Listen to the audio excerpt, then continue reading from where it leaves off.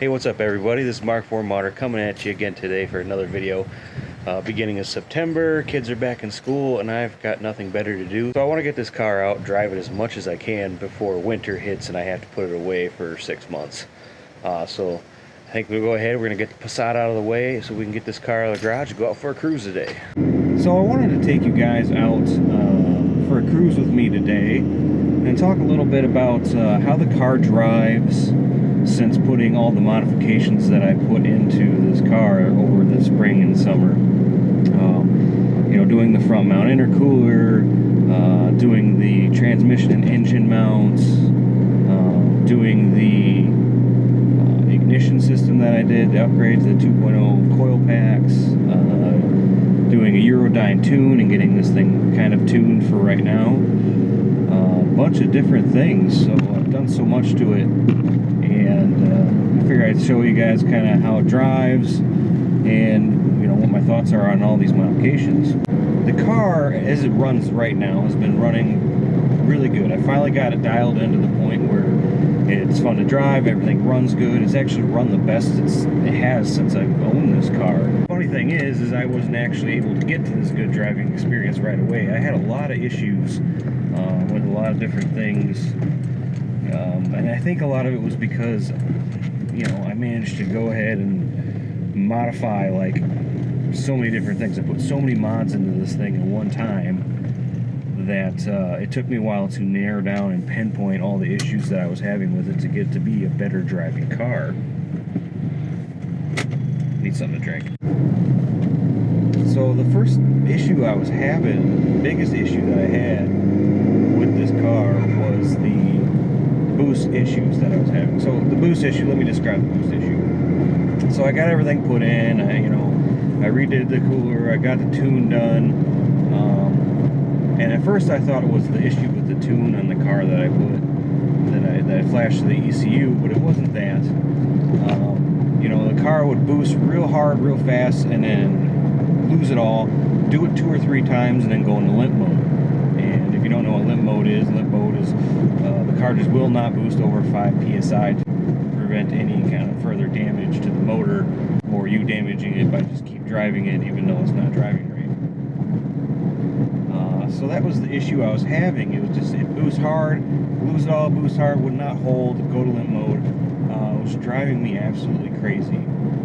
And I tried spark plugs, I tried first, and then we thought it was first the spark issue, we thought it was a fuel issue, so I put a new fuel pump in it. That didn't solve it.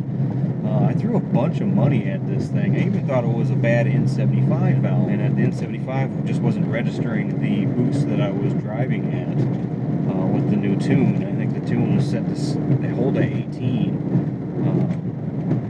So crazy erratic boost issues. I ran logs, I took this out driving it, constantly trying to get as much data as I could to try to figure out what the issue was. And then one day I'm at work and I'm talking to one of our customers of mine, a mechanic, and he's like, you know what, it's probably that electronic boost controller. He's like, take that crap off there, put a manual boost controller on it and call it a day. And I go, okay. So I kind of did some research into manual boost controllers on these cars. A lot of people say yes, a lot of people say no. And you can run it without the N75 or in parallel to the N75, which I've tried both ways. And without the N75 is the best. So what I ended up doing was I ended up putting a integrated engineering manual boost control valve on this. Now I'm still having crazy erratic boost issues with it running in parallel with the N75, so I said screw it, I'm taking the N75 out of the equation and going straight manual boost controller, and that's the best decision I've ever made with getting this car running the way it's running now. I just think the N75 wasn't able to keep up with what the car was demanding, and so I just kind of eliminated it. Now it's still plugged in to the ECU, so electronically it's there, but it's not hooked up to the wastegate or anything like that. The wastegate's just hooked up straight to the manual boost control valve, which I have set now. I think it holds at 18 solid. So it's great. You know, fixed my problem. But I fought the boost problem for months. It was terrible. Another thing that I changed to this car too this summer, a few different times, was my my blow-off valve. When I first got the intercooler kit, the kit came with like a knockoff SSQV valve, and I didn't know much about those valves until now. That I know more now than I knew then when I got it. I'm like, oh, this thing's gonna be cool, and put it in, and turns out there's a lot of fakes, Chinese knockoffs. And then I got into the whole realm of, you know, blow-off valve versus diverter valve, and whether or not you can run an vent-to-atmosphere blow-off valve with our cars. And there's a huge debate online about that. There's a lot of yays, a lot of nays, a lot, you know, everybody says don't go atmospheric blow-off until you're big turbo, which I'm still running a stock K03S, so I'm running a vent-to-atmosphere and I'm having no issues. But the SSQV, having that on there, the flange was already welded to the piping of the intercooler setup, so I put that thing on, and honestly the noise of it just got annoying. The car ran okay with it, but it made a terrible like whistle sound, and I absolutely hated it. And people were asking me, what's wrong with your car? Is it making that terrible noise? And I'm like, oh, well, that's fantastic. That's what I'm really going for. So then I started doing my research about blow-off valves and figuring out the difference between a blow-off and a diverter, and kind of how you have to have, they're set up differently. They run completely differently. They're two completely different things. Even though they kind of do the same thing, they are different. So I ended up replacing the SSQV with a TLQ blow-off valve. It's a 50 millimeter, big old honking ass thing. This thing's pretty badass. It's Michigan made, so I had to promote that. And I got it set up, and it runs great. I had to fool around with the springs on the inside to get the vacuum right. You know, it pulls like 22 inches of vacuum at idle, so I had to have a really stiff spring. But with that stiff spring, I get no opening of that valve under a light boost mode. It's just daily driving shifts. You know, not really even putting any boost into the car. So it doesn't open, and I do get some turbo surges and compressor flutter, but being that there's no boost going through the engine or anything like that, I don't think it's really going to do anything that's going to hurt the turbo in any way. Let's see if I can get you a good rip here.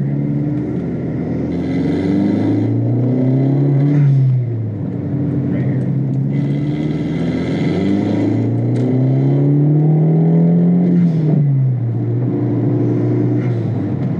And it sounds so cool with the windows up. It's psst. I don't know if you guys can hear it. I love the sound of this car when you get on it. So it's so much fun. It just, like I said, it wants to go all the time. This car doesn't want to drive daily drive slow anymore. You know, who knows what I'm putting out on it. My guess would probably be around 250, maybe 275 if I'm pushing it. You know, only time will tell. I gotta get it, once I think I get it kind of wrapped up, tuned up, I'm gonna dyno it and see if see what we can come up with as far as numbers and what this thing's putting out. See how far I can get it before I have to go big turbo. So I want to push this little, you know, the K03S as far as I can get it. You know, if I can push it to 300, cool. So here, we'll do a pull with the window down a bit so you can hear that.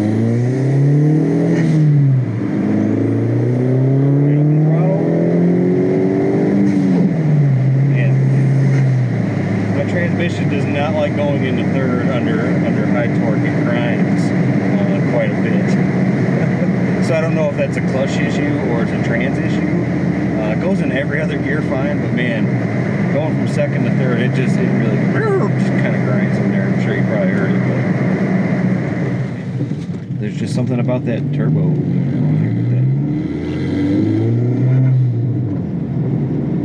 course, this person wants to go all slow now. There's nothing worse than when you want to go fast and the person in front of you wants to drive like an old lady. Get out of the way! Oh, the problem is too, because I did so many different modifications of this car this summer. It's hard to tell really what increased the performance of it. The biggest thing I could say that probably made the performance increase was the fact that I flashed the AC. You know, that definitely made a difference in the way the car drove. And any kind of, you know, software flash is definitely going to do that. Whether you go APR, you go GIAC, you go Eurodyne like I did, you know, all these flashes are definitely going to change the way the car drives, for sure. So that was probably a big part of it. And the modifications to support that software make it even better. So, you know, having the front mount intercooler to help cool that boost is going to give you more performance. You know, upgrading the ignition coils like I did to the 2.0 coils, the red coils, red tops, you know, that's going to make a difference in the way the car handles. Oh man, now I'm behind this big old heifer truck. So all these things, you know, are all gonna just enhance that software. So really, when it comes down to it, you can bolt on as much stuff to these cars as you want, but without the software, your mods ain't gonna do shit.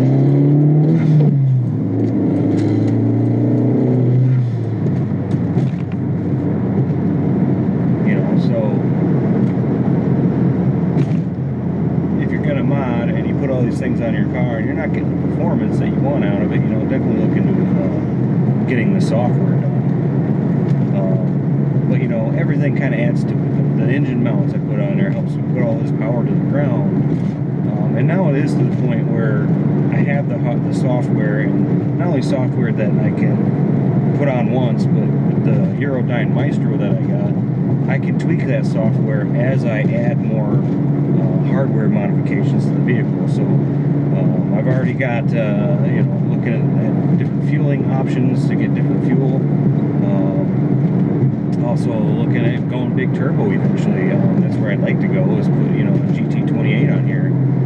You know, one of the new GT28 series.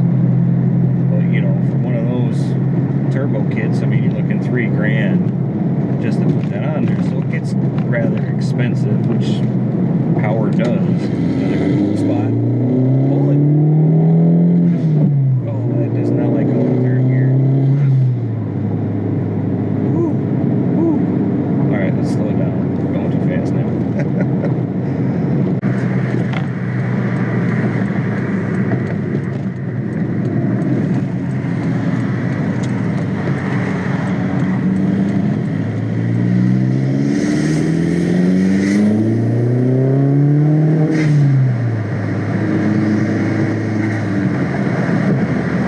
Thanks for going on that little cruise with me today.